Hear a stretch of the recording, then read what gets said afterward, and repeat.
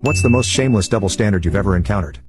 1. This happened about 10 years ago. My wife and I were having a disagreement, and she suggested that we ask her best friend to mediate. I agreed. Before we started, we made one rule: I would describe the situation first, and my wife wouldn't interrupt until her friend had given her opinion. After that, my wife could respond. So, I explained the reason for our disagreement to her friend. We had visited my wife's hometown, and on the day we were leaving, I was upset, so I stayed in the car and refused to join the family for lunch. My brother-in-law and father-in-law both came out to invite me in, but I stayed in the car. After they finished eating, I left with my wife without saying goodbye to her parents. Naturally, my wife was angry, and that's why we were having an argument. As I spoke, my wife tried to jump in several times, but I gave her a look to stop her. Her friend listened carefully, then looked at me and said, "Well, it's definitely your fault. No matter how upset you are, family members are innocent bystanders. You have to consider their feelings. They invited you in, and you still stayed angry. That's so embarrassing for them. You didn't even say goodbye when you left. That's just too much. It's not even about respect anymore. You've forgotten basic manners." After saying this, she gave me a disdainful look and then turned to my wife. My wife looked at me, then frowned and said, "Actually, we were at his parents' house, and I was the one who was angry. I skipped lunch and didn't say goodbye to his parents either. I was just too mad at the time." Her friend suddenly looked a bit awkward, scratched her head,